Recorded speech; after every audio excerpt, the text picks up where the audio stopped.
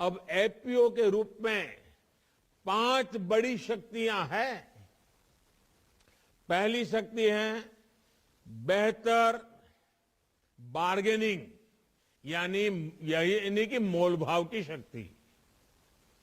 आप सब जानते हैं कि जब आप अकेले खेती करते हैं तो क्या होता है, आप बीज से लेकर खाद तक सब खरीदते तो फुटकर में हैं, लेकिन बेचते थोक में हैं।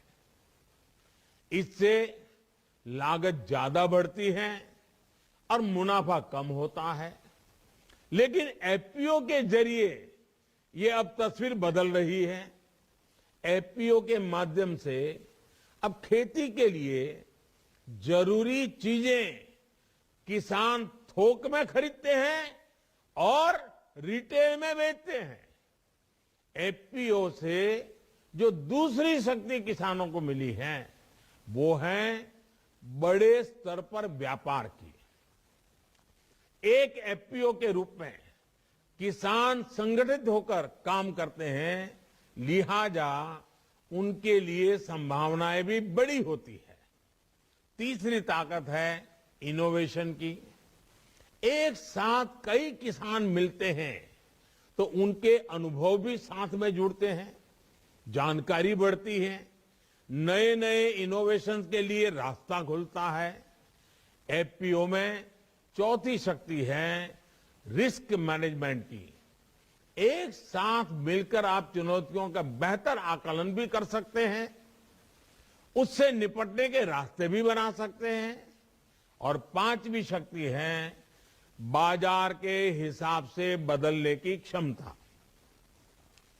बाजार और बाजार की डिमांड तो लगातार बदलती रहती है, लेकिन छोटे किसानों को या तो उसकी जानकारी नहीं मिलती या फिर वो बदलाव के लिए संसाधन नहीं जुटाता पाता।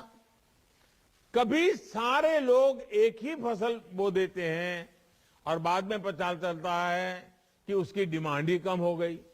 लेकिन एफपीओ में आप न केवल बाजार के हिसाब से तैयार रहते हैं, बल्कि खुद बाजार में नए उत्पाद के लिए डिमांड पैदा करने की ताकत भी रखते हैं।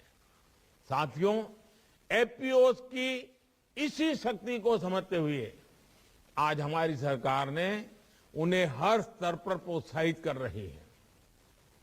इन एफपीओ को 15 लाख रुपए तक की मदद भी मिल रही है। इसी का नतीजा है कि आज देश में ऑर्गेनिक एफपीओ, इसके क्लस्टर्स, ऑयल सीड के क्लस्टर्स, बैम्बू क्लस्टर्स और हनी एफपीओ जैसे क्लस्टर तेजी से बढ़ रहे हैं। हमारे किसान आज वन डिस्ट्रिक्ट वन प्रोडक्ट जैसी योजनाओं का लाभ उठा रहे हैं। देश विदेश के बड़े बाजार उनके लिए खुल रहे हैं। साथियों, हमारे देश में आज भी ऐसी कई चीजों का विदेशों से आयात होता है जिनकी जरूरत देश का किसान आसानी से पूरी कर सकता है। खाद्य तेल इसका बहुत बड़ा उदाहरण है। हम विदेशों से खाद्य तेल खरीदते हैं, देश को बहुत पैसा दूसरे देशों को देना पड़ता है। ये पैसा देश के किसानों को मिले, इसलिए हमारी सरकार ने 11,000 करोड़ के बजट के साथ नेशनल पाम ऑयल मिशन शुरू किया है। साथियों, बीते साल देश ने कृषि क्षेत्र में एक के बाद एक अनेक ऐतिहासिक मुकाम हासिल किए हैं।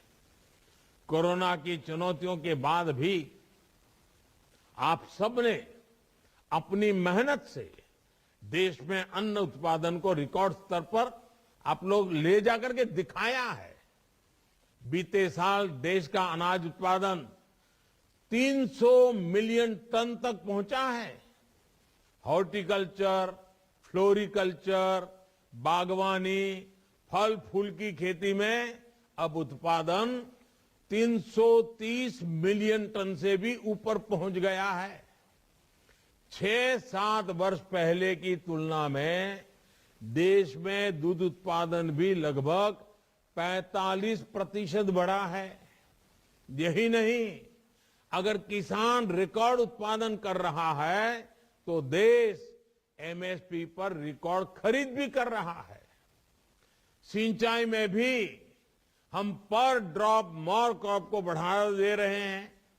बीते वर्षों में प्रधानमंत्री कृषि सिंचाई योजना के जरिए करीब 60 लाख हेक्टेयर जमीन को माइक्रो इरिगेशन से, टपक सिंचाई से जोड़ा गया है। प्राकृतिक आपदा में किसानों को जो नुकसान होता था, जो दिक्कत होती थी, उसे कम करने का भी हमने प्रयास किया है। प्रधानमंत्री फसल बीमा योजना से किसानों को मिलने वाला मुआवजा 1 लाख करोड़ से भी ऊपर पहुंच गया है। ये आंकड़ा बहुत महत्वपूर्ण है।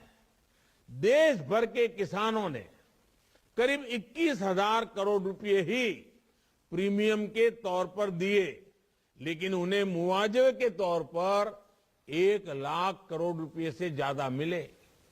भाइयों और बहनों, फसलों के अवशेष हो, पराली हो, ऐसी हर चीज से भी किसान को पैसा मिले, इसके लिए प्रयास तेज किए हैं।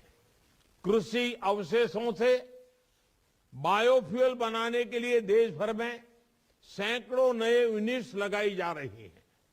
7 साल पहले जहां देश में हर साल 40 करोड़ लीटर से भी कम इथेनॉल का उत्पादन होता था, वो आज 340 करोड़ लीटर से भी अधिक हो चुका है। साथियों, आज देश भर में गोवर्धन योजना चल रही है। इसके माध्यम से गांवों में गोबर से बायोगैस बनाने के लिए प्रोत्साहन दिया जा रहा है।